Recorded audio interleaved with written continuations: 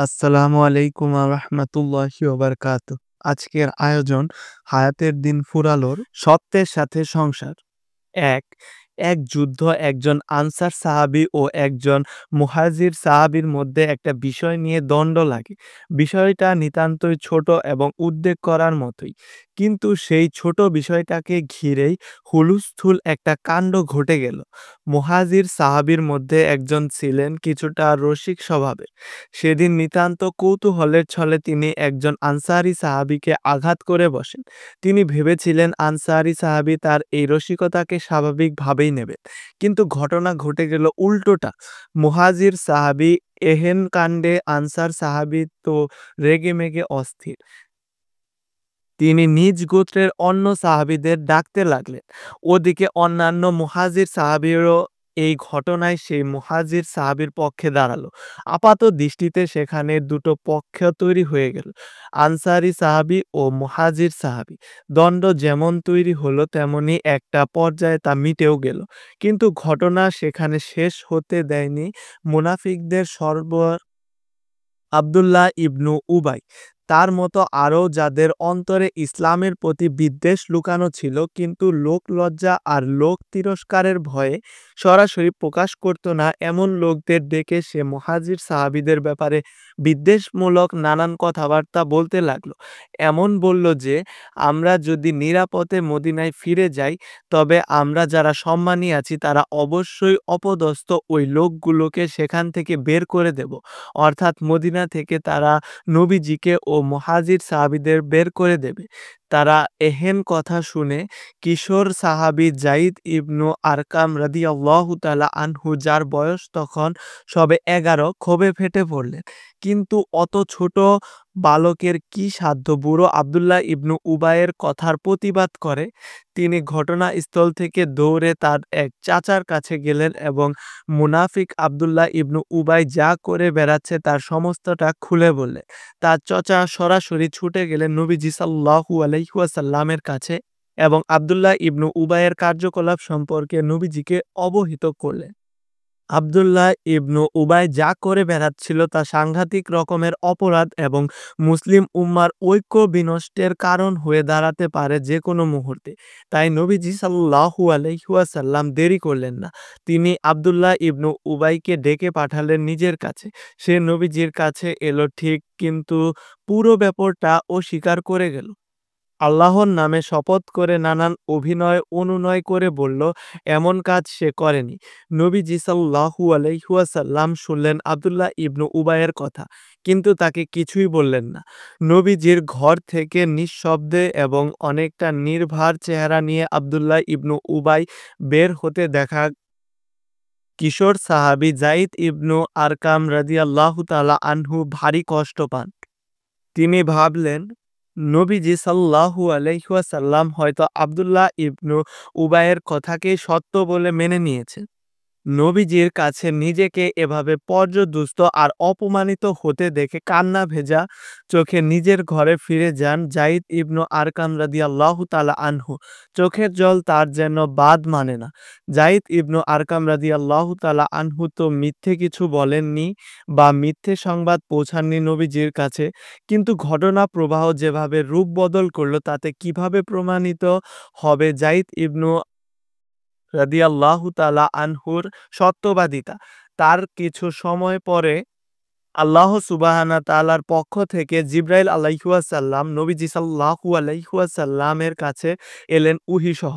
এবার তিনি সাথে নিয়ে এসেছেন সূরা আল মুনাফিকুন। সুবহানাল্লাহি ওয়া বিহামদিহি। 11 বছরের ছোট্ট এক কিশোর সাহাবী যায়েদ ইবনু আরকাম রাদিয়াল্লাহু তাআলা আনহুর সত্যবাদিতা প্রমাণের ভার স্বয়ং আল্লাহ সুবহানাহু তাআলা নিয়েছেন।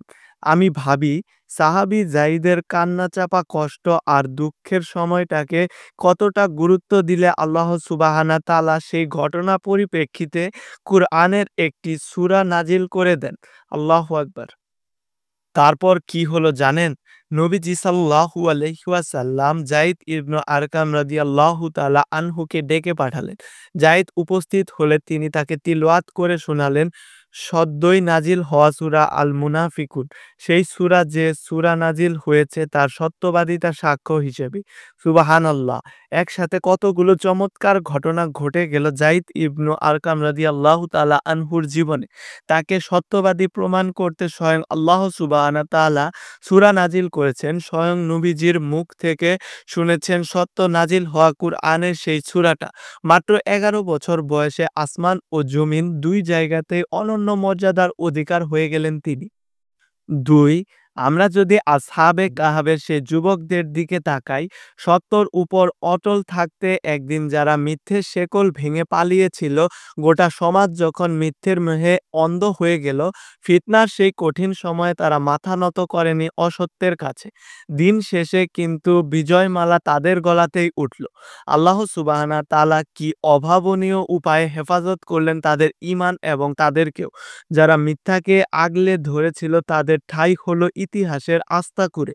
আর যে কয়েকজন যুবক নিজেদের ঈমানকে বাঁচাতে গুহার মধ্যে আশ্রয় নিল, তাদের স্মরণ আর মর্যাদাকে যুগ যুগান্তরের জন্য আল্লাহ সুবহানাহু তাআলা জিইয়ে রাখলেন।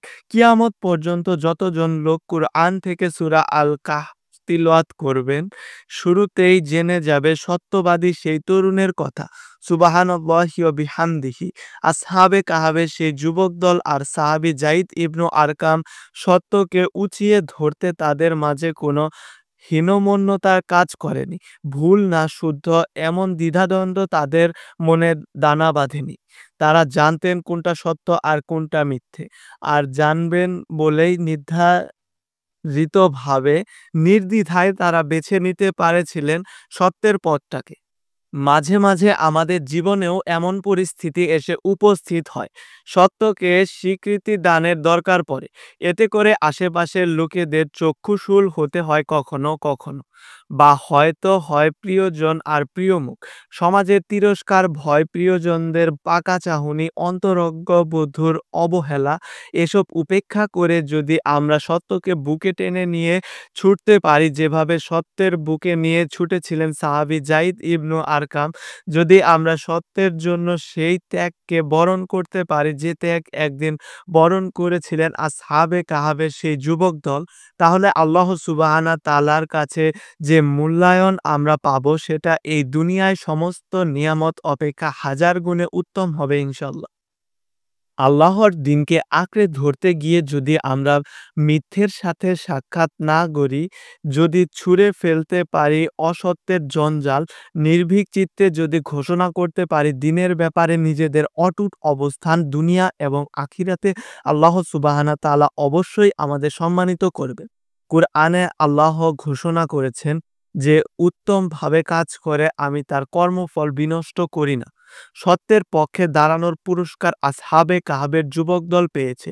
আল্লাহ সুবহানাহু তাআলা তাদের ৩০৯ বছর ঘুম পাড়িয়ে রাখেন একটা গুহার মাঝে। সেই মিথ্যে ইলাহ, কুলসিত সমাজ আর অত্যাচারী রাজার হাত থেকে নিজেদের ঈমান বাঁচাতে তারা একদিন পালিয়েছিল। সুদীর্ঘকালের সেই অলৌকিক ঘুম ভাঙার পরে চারপাশে তারা নতুন এক সমাজ আর নতুন এক পরিবেশ দেখতে পেল।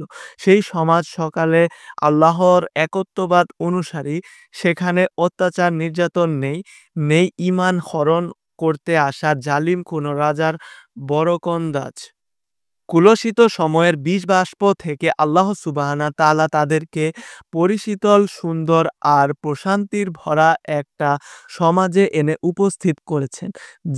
যাদের সাহস, ত্যাগ আর কর্মের প্রশংসা করে স্বয়ং আল্লাহ সুবহানাহু তাআলা কুরআনে সূরা নাজিল করেন। আখিরাতে কেমন প্রতিদান লাভ করতে পারে তারা, তা কি অনুমান করা যায়? সত্যের পক্ষে থাকার পুরস্কার পেয়েছেন সাহাবী যায়েদ ইবনু আরকাম রাদিয়াল্লাহু তাআলা আনহু। তার সত্যবাদিতা প্রমাণের জন্য আল্লাহ সুবহানাহু তাআলা আস্ত সূরা সমেত জিবরাইল আলাইহি ওয়াসাল্লামকে পাঠিয়ে দিয়েছেন নবীজি সাল্লাল্লাহু আলাইহি ওয়াসাল্লামের কাছে। কুরআনের আস্ত একটা সূরা নবীজির মুখ থেকে শোনার সৌভাগ্য যে কত বিশাল তা কল্পনাও করা যায় না, এবং যার সত্যবাদিতা প্রমাণের কাজে স্বয়ং আল্লাহ সুবহানাহু তাআলা এগিয়ে আসেন, আখিরাতে তার পুরস্কারটা কত বিশাল হতে পারে। সুবহানাল্লাহি ওয়া বিহামদিহি। আল্লাহ জীবনে এক মহাসত্যের নাম ইসলাম। আল্লাহর মনোনীত দিন, সেই সত্য ধারণ করতে গেলে অস্বীকার করতে হবে জগতের সমস্ত জঞ্জালকে। যদি আসহাবে কাহাবের যুবকদের মতো আমরা অটল থাকতে পারি সেই সত্যের উপর, যদি সেই সত্যকে ধারণ করে ছুটতে পারি যাইদ ইবনু আরকামের মতো, যদি আমাদের সংসার গড়তে পারি সত্যের সাথে, তাহলে আল্লাহ সুবহানাহু তাআলা তার জান্নাতের নিয়ামত রাজি দিয়ে ধন্য করবেন আমাদেরকেও ইনশাআল্লাহ।